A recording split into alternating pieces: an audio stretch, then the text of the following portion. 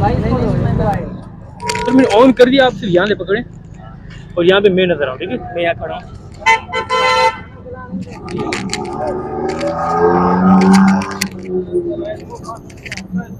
देखिए जी, मेरा नाम जैन मोमिन है।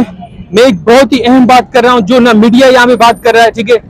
आपके मसलों का हल भी है और हमारे सियासतदान जिनका काम है कि शहर को ऊपर लेके जाना, लेकिन जब से जी 70-80 साल से हमारे शहर में तरक्की याफ्ता कोई अच्छा काम हुआ ही नहीं है बड़ा, ठीक है जी? उस सवाल में बात करूंगा और उससे पहले जी मैं अपना कागज देना चाहता हूँ। ये मेरी इंट्रोडक्शन है दोस्त, सर आप पकड़िएगा।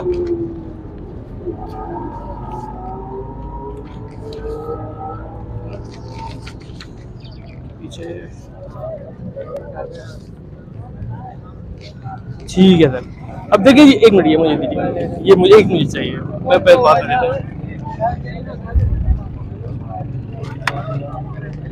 देखिए जी, ये नजर आ रहा है?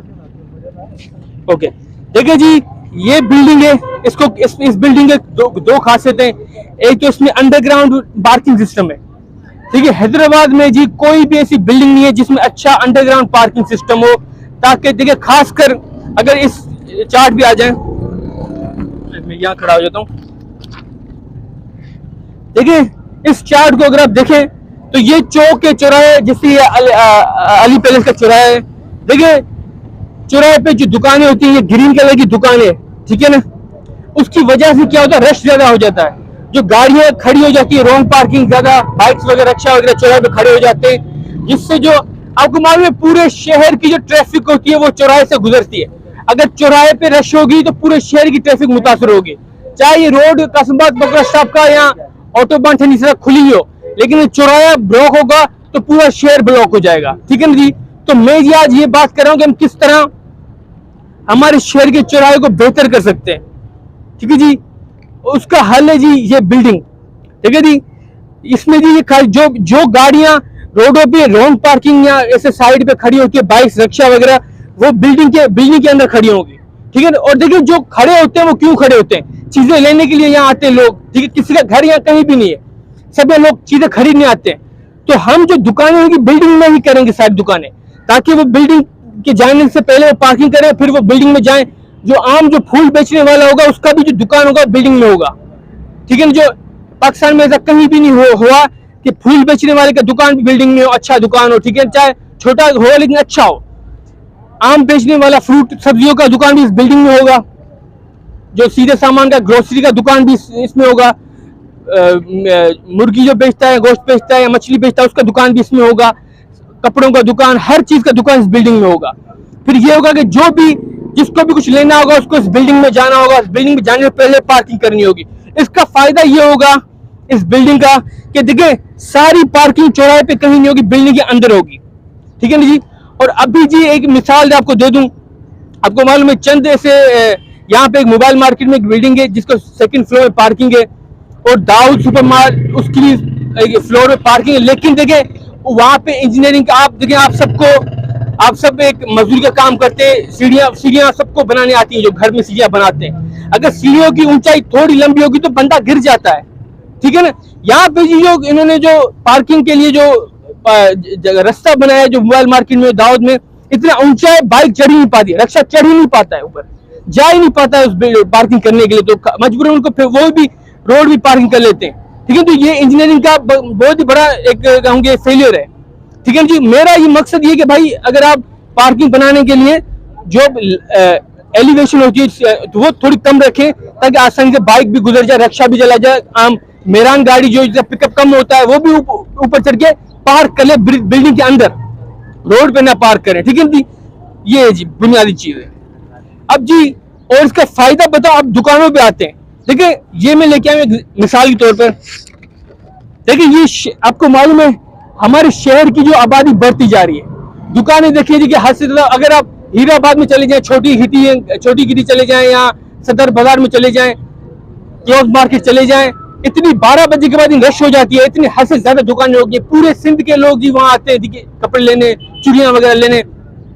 उसका नुकसान ये है कि उन्होंने इस तरह बिल्डिंग बनाई नहीं, वर्टिकल इंफ्रास्ट्रक्चर किया ही नहीं इन्होंने, सारे ग्राउंड पे दुकानें बनाते जा रहे हैं, घर बनाते जा रहे हैं, जिसका ये नुकसान, ये देखें, ये जमीन है। अगर आप इस तरह घर बनाते जाएंगे तो ये ऐसा वक्त आएगा हैदराबाद में जमीन ही नहीं होगी दुकानें बनाने के लिए, घर बनाने के लिए। हम ऐसे छोटे छोटे घर बना रहे हैं, इस तरह हमें इस तरह बिल्डिंग बनानी होगी। और अब इस तरह बनाएंगे तो क्या होगा जी, देखिए ये कम स्पेस में, कम जगह में हम ज्यादा घर बना सकते हैं, ज्यादा दुकानें बना सकते हैं इस तरह, ठीक है। तो आप इस तरह को समझिएगा कि किस तरह हम कम जगह पे ज्यादा दुकानें बना सकते हैं, ठीक है जी। अगर इस कागज पे आ जाए और पीछे ये देखें, देखिए किस तरह ये मैं बनाऊंगा। देखिए अब देखिए, ये आपको मालूम है पाकिस्तान की जो जीडीपी है, पाकिस्तान का पैसा ही नहीं है। इसको बनाने के लिए हमें, आपको मालूम है, जमीनों को, फसलों को ऊपर लेके आना होगा, किसानों को ऊपर लेके आना होगा, ठीक है, पहले, फिर ये पाकिस्तान को ऊपर लेके आ सकते हैं हम, क्योंकि पाकिस्तान के पास सिर्फ एक ही चीज है, जमीन, और कोई टैलेंट नहीं है हमारे पास, ठीक है ना। हमारे पास अच्छी जमीन है, ठीक है, जो पूरी दुनिया के पास बड़े बड़े ममालिक हैं, यूरोप में चले जाए, उनके पास कोई जमीन नहीं अच्छी। हमारे पास अल्लाह का दिया हुआ एक कहें कि एहसान है, जिसको हम इस्तेमाल करके हम अपनी हालत बेहतर कर सकते हैं और अच्छे तरीके से पैसे इस्तेमाल कर सकते हैं। अब वो कैसे होगा जी, आपको मालूम है दुनिया में जी चंद मुल्क हैं, और उन चंद मुल्कों में एक मुल्क है इजराइल, जिसके पास टेक्नोलॉजी है, पाकिस्तान के पास जमीन है, ठीक है जी। मेरा जी आपको मालूम है कोरोना वायरस के बाद जो उसके दौरान जो लॉकडाउन लगा था, खाने की कमी हो गई थी। अभी देखिए जी, अनाज जो 100 रुपए मिलता था, वो 200-300 में मिलता है, 400 में मिलता है 1 किलो।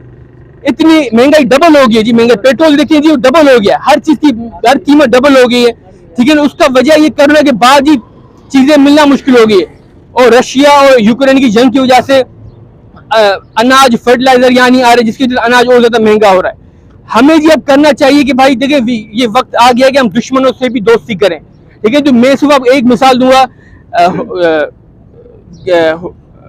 ट्रीटी ऑफ हुदैबिया, ठीक है, सुलह हुदैबिया, आप जरूर पढ़िएगा कि किस तरह उसमें हमारे इकोनॉमी के लिए हमें कुछ कुर्बानियां देनी होगी, ठीक है, हमें दुश्मनों से भी हाथ बढ़ाना होगा। तो उसमें ये चंद मुल्क है, उसमें इजराइल एक है हमारे, जो बहुत ही हमारा अभी अलाय नहीं है, लेकिन हमें उससे दोस्ती करनी चाहिए, हाथ बढ़ाना चाहिए, क्योंकि उसमें टेक्नोलॉजी है। टेक्नोलॉजी आएगी हमारी जमीन में, हम फसल को अच्छी फसल कर सकते हैं। ये मेरा बड़ा लेक्चर है, सारा यूट्यूब आप देख सकते हैं, देखिए। और ये मेरी कंपनी एक्स कॉर्पोरेशन, ये कंपनी करेगी हमारी पाकिस्तान की जमीन इजराइल की टेक्नोलॉजी को मिला के हमारे किसानों को ऊपर लेके आएंगे। अब किसान ऊपर जाएंगे, एग्रीकल्चर ऊपर जाएगा, तो फायदा ये होगा, जीडीपी बढ़ेगी, मुल्क की जीडीपी बढ़ेगी। जीडीपी बढ़ेगी तो अगर आप ये देखें, यहाँ पे मैंने एक ब्लू कलर की लाइन बनाई है, इसको कहते हैं स्टॉर्म टनल। कोई भी शहर ना अच्छी नक्काशी नहीं होगी, शहर में गटर, अंडरग्राउंड नाले नहीं बने होंगे, तो कोई बिल्डिंग नहीं बना सकते। हमें पहले स्टॉर्म टनल बनाना है।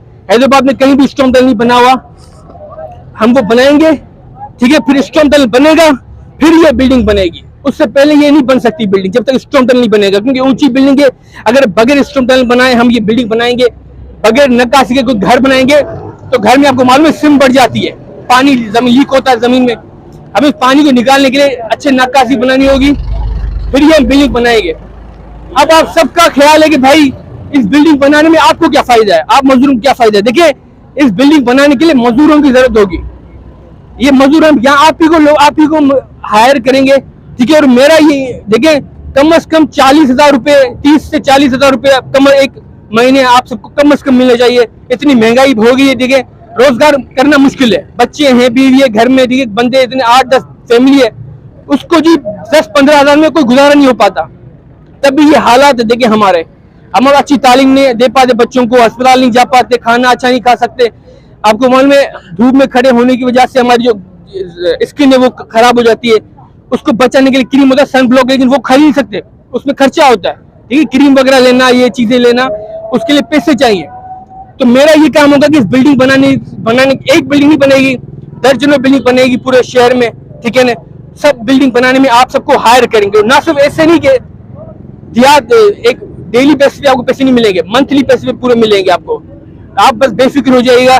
मैं आपको समझिएगा एक अच्छा इदारा बना रहा। दूसरा कि जो आप जैसे लोग होंगे उनको हम एक अच्छा ऑर्गेनाइजेशन बना रहे हैं, महीने पे उनको पैसे देंगे, चाहे अगर एक दिन काम ना भी हो आपको पैसे मिलते रहेंगे डेली बेसिस पे, ठीक है ना। आपकी जो होती रहेगी, चाहे आपकी मर्जी, आप यहाँ खड़े रहो या घर बैठे रहो, जब भी आप, लेकिन आपको पैसे हर महीने मिलते रहेंगे, क्योंकि आपकी एक नौकरी होगी अच्छी, ठीक है। जो अभी पाकिस्तान में था, कोई इदारा नहीं है जो बगैर डिग्री के महीने की सैलरी दे सके, अच्छी नौकरी दे सके और अच्छे पैसे दे सके। वो मैं दूंगा, ठीक है जी, आप बेफिक्र हो जाए इस हवाले से।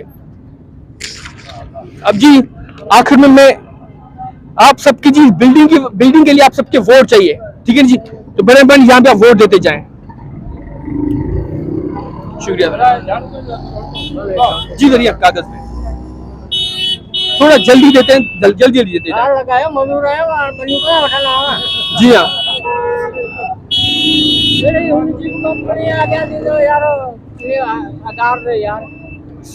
बिल्कुल शुक्रिया।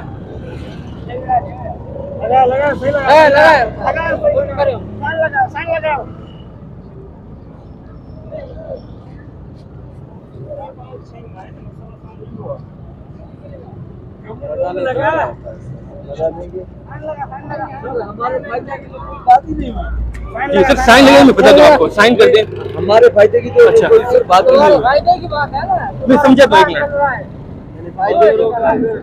मजदूर को आने लगा, बेल निकल गया। फिर आपने वोट दिया लगाया ना लगाया जी।